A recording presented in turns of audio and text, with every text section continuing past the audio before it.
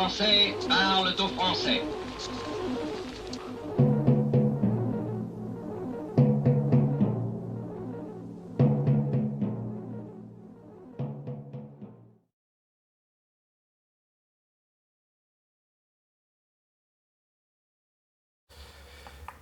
Bonjour à tous, bienvenue sur Franck Info, l'actualité vue par Franck Muller.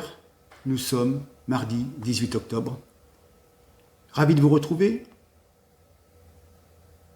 mais aussi peut-être pas tant que ça, car nous allons parler de cette immigration qui tue, de cette pauvre petite Lola. Effectivement, le sang des Français coule et nous regardons ailleurs.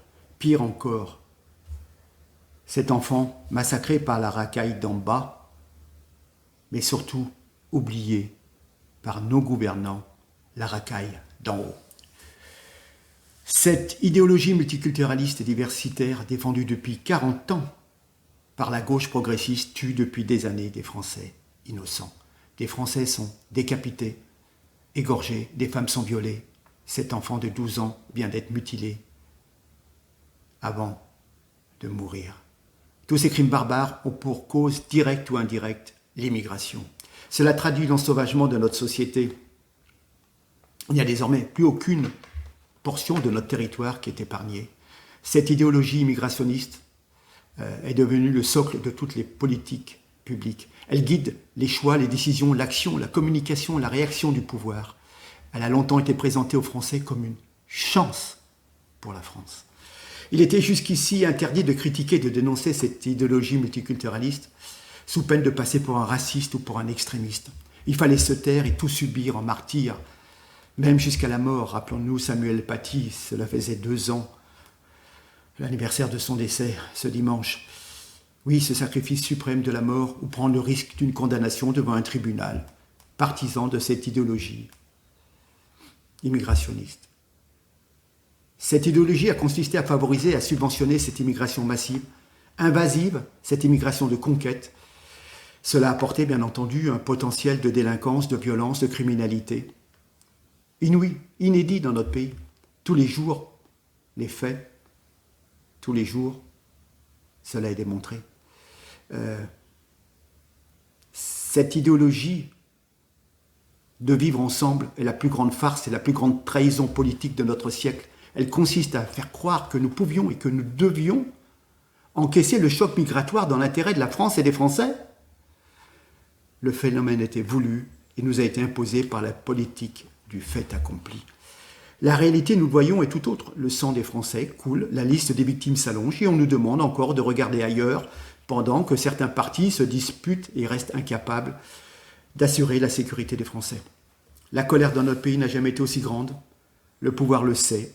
La colère existe, mais malheureusement, la résignation est plus importante encore et les Français, pratiquement minoritaires bientôt dans leur pays, votent n'importe quoi ou ne vont pas voter. Il n'y a plus l'état d'esprit de 1914, cela a bien reculé. Maintenant, nous avons les mentalités de 1940. Voilà. J'ai du mal à espérer encore. Bon, nous avons eu un petit rayon de soleil fugace pour les législatives du 19 juin. Était-ce suffisant? Peut-être trop tard, je le crois. Mais qui et quand pour la France pour mettre fin à cette invasion culturelle, religieuse, ethnique, sociétale? Il va peut-être bien falloir un jour se décider à donner un colossal coup de pied dans cette fourmilière islamique, immigrationniste, qui est nourrie à coups de prestations sociales, de quartiers de non-droit, de mosquées qui prêchent la haine, de commerces confessionnels, d'écoles coraniques. Rajoutons les aides médicales aux illégaux, les obligations de quitter le territoire français, ce qu'on appelle les OQTF, non respectés. Voilà. Tout cela sont des aspirateurs à migrants. J'allais oublier les milliers de retraites, les dizaines de milliers de retraites versées à des personnes qui sont décédées depuis longtemps, des personnes domiciliées au bled. Enfin, domicilié au cimetière plutôt, voilà. Tout ce laxisme et cette passivité ne sont que des aspirateurs à migrants et font venir des gens sachant ce qui se passe en France et qu'on arrive à y être relativement tranquille, même en étant illégaux, puisque au bout d'un moment, on vous donne des papiers. Voilà. Voilà l'irresponsabilité, la lâcheté de nos dirigeants et la soumission des Français.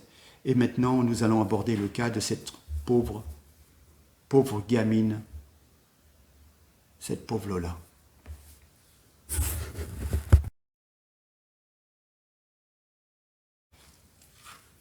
Oui, je crois que c'était dimanche 16 octobre, nous apprenions qu'on avait retrouvé une petite fille, Lola, 12 ans, égorgée, enfermée dans une malle. C'était dans le 19e arrondissement parisien. Lola, séquestrée, violée, asphyxiée, placée dans une malle. Une information judiciaire avait été ouverte pour meurtre et viol sur mineur avec acte de torture et de barbarie. Il y avait des suspects. Dabia B, Amin K, Fria B et Rachid N. 2 hommes, 2 femmes de 26 à 43 ans entendus pour meurtre sur mineur de moins de 15 ans avec actes de torture et de barbarie. Tous sont nés en Algérie et au moins l'un d'entre eux était sans domicile fixe. Il semblerait donc, après enquête plus précise, que la mise en cause s'appelle donc Dabia B, et donc soupçonnée d'avoir tué Lola. Elle avait livré aux enquêteurs les détails effroyables du meurtre. J'ai eu peur un moment parce que on arrivait à lire sur certains reportages, il semblerait que la principale suspecte avait un comportement bizarre et j'avais peur de ces commentaires médiatiques qui semblaient nous préparer une fois encore à l'irresponsabilité du coupable dans le but de désamorcer une colère grandissante totalement justifiée. On allait nous dire une fois de plus que cette femme était irresponsable mentalement et qu'on allait la placer. Du coup, on faisait passer ça comme un déséquilibré, vous savez, tous les gens qui se baladent avec un couteau, qui sont déséquilibrés, mais qui crient souvent « Allahu Akbar ». Bref, mais ouf, à première vue, Dabia B, la mise en cause, est en situation irrégulière sur le territoire français, mais son état, et c'est pour ça que je dis ouf, son état de santé mentale est jugé compatible avec son placement en garde à vue. Rien ne démontre à ce stade une abolition de son discernement tout à fait. Pour l'instant, on ne sait jamais ce qui nous prépare. Mais venons-en maintenant à l'attitude irresponsable du gouvernement. Ça sera la 3e partie.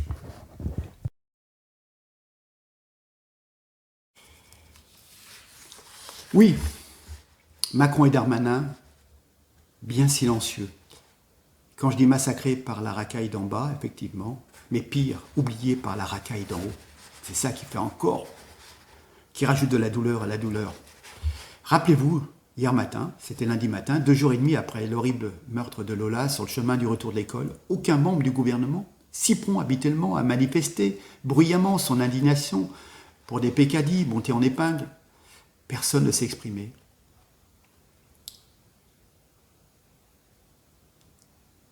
Emmanuel Macron, lui qui est d'habitude si prompt à parler sur les réseaux sociaux, à tweeter, qu'est-ce qu'il nous fait en ce jour anniversaire du 17 octobre 61 alors que l'horreur, la colère, la tristesse parcourent le pays suite à l'assassinat, à la torture, au viol de cette petite Lola, 12 ans, Emmanuel Macron, silencieux, comme toute la classe dirigeante au sujet de ce meurtre.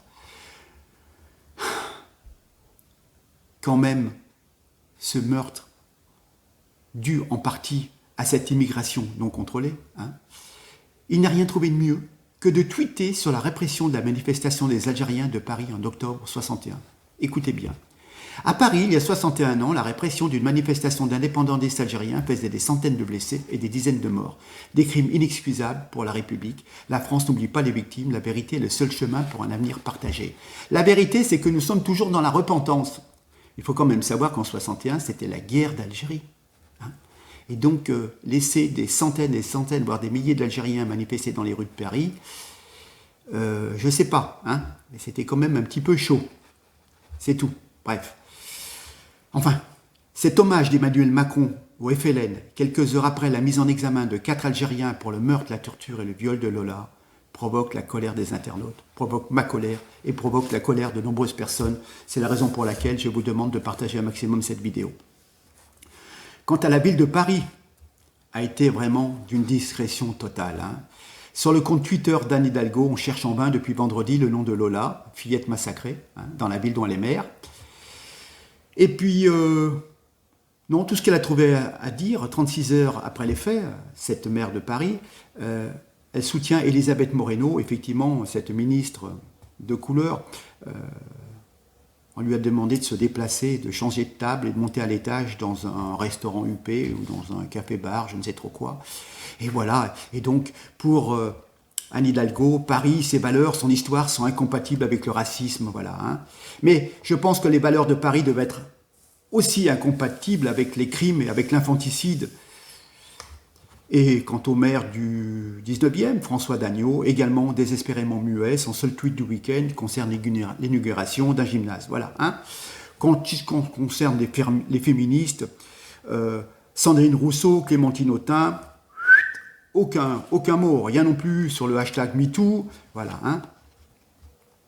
C'est bizarre quand même. Quand même. Meurtre sur mineur de moins de 15 ans, viol commis avec acte de torture et de barbarie, recel de cadavres, mais ce genre de féminicide sur fond de viol ne semble pas faire réagir toutes les belles âmes de gauche et d'ultra-gauche que vous voyez journellement sur nos petits écrans raconter des tas de conneries. Voilà. Vous vous apercevez que les grands médias s'en tiennent également au minimum syndical. Rappelez-vous, en 1976, quand Roger Giquel annonçait dans le journal de 20 heures le meurtre d'un enfant enlevé à l'époque par Patrick Henry, et encore je ne sais plus si c'était lui ou si c'était... Bon bref, rappelez-vous Giquel, la France a peur, voilà, la France a peur. Et là maintenant, c'est perte négligeable de cette pauvre gamine. Eh oui, cette France soumise s'est lentement habituée à l'ensauvagement pour regarder ainsi à côté. C'est peut-être l'identité des suspects qui dérange. Ah oui, 4 Algériens. Voilà. Enfin, ce lundi, tous les parents de jeunes collégiens, l'âge où on commence à rentrer seul de l'école, eh ben, les parents pleurent et pensent à cette petite Lola et tremblent pour leurs propres enfants. La France a peur, mais elle n'a pas le droit de le dire.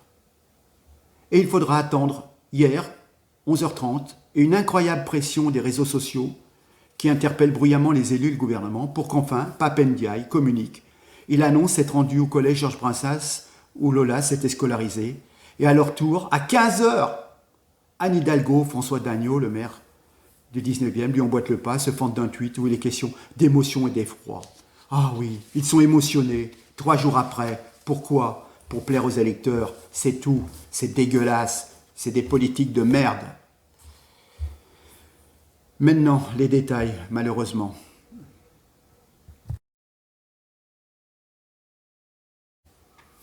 Oui, maintenant nous abordons l'horreur des détails. Il faut quand même savoir que cette Dabia B avait les clés de l'appartement de sa sœur. Et donc, elle venait de temps en temps y loger. Il semblerait, d'après les informations de ce matin, qu'elle ait eu une altercation avec la maman de Lola. Bon. Alors nous avons su, lors de la 4e audition de garde à vue, donc cette Dabia reconnaît avoir entraîné Lola dans l'ascenseur jusqu'à l'appartement de sa sœur. C'est pour ça qu'on a vu des images de vidéosurveillance. Voilà. Donc, ils ont pénétré dans l'appartement de sa sœur, chez qui elle loge de temps à autre. Elle explique ensuite avoir demandé à Lola de se doucher. Elle dit avoir abusé sexuellement de l'enfant. Je l'ai attrapé par les cheveux. J'ai mis sa tête entre mes jambes. J'ai eu un orgasme. Poursuit-elle avant de reconnaître lui avoir scotché le visage, sans doute l'instant même où Lola décédera par asphyxie.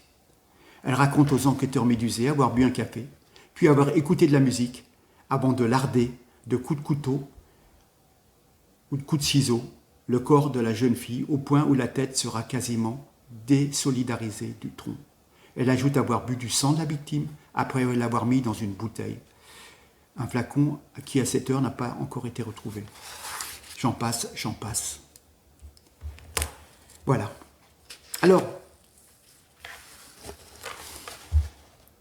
cette Algérienne responsable et coupable de torture, du viol et de l'assassinat barbare de cette jeune Lola, enfant de la nation, n'aurait jamais dû la croiser. Elle était en situation irrégulière et l'objet d'une injonction à quitter notre territoire, ce qu'on appelle une OQTF.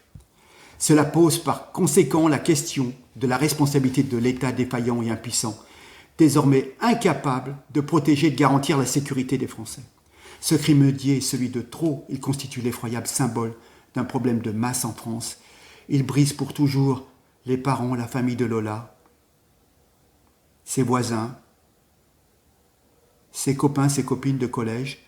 Il révolte le peuple de France qui entend résister à l'immigration incontrôlée, consentie par l'exécutif et subventionnée à nos frais. Le pouvoir doit assumer ses négligences, son laxisme, son déni et ses fautes. En fermant les yeux sur l'immigration clandestine, ils seront complices de la criminalité associée. Ce pouvoir doit être sanctionné. Et j'espère que nous aurons prochainement des élections anticipées pour les dégager une fois pour toutes. Oui, cette pauvre gamine, et la liste est longue des enfants et des femmes agressées par des gens qui parfois se revendiquent. Et attention, je ne mets pas tous les croyants dans le même sac, mais certains se revendiquent d'une religion de paix et d'amour, mais je pense qu'ils ont oublié ce que c'était de pratiquer une religion et qu'on était dans le pardon et de l'amour de l'autre. Elle s'appelait Lola. Elle s'appelait Lola. Oui, elle s'appelait Lola. Je vous demande de partager un maximum cette vidéo, si seulement un peu plus de personnes pouvaient prendre conscience de la situation catastrophique, situation économique et situation humaine et sécuritaire. Bientôt, nous aurons des bandes armées dans les rues. Nous l'avons déjà dans certains quartiers. Donc, réagissez, franchement. C'est la folie. Le sang des Français coule, nous regardons ailleurs. Depuis bien trop longtemps. Sur ce, je vous remercie. Et je vous demande de partager, s'il vous plaît. Merci. Au revoir.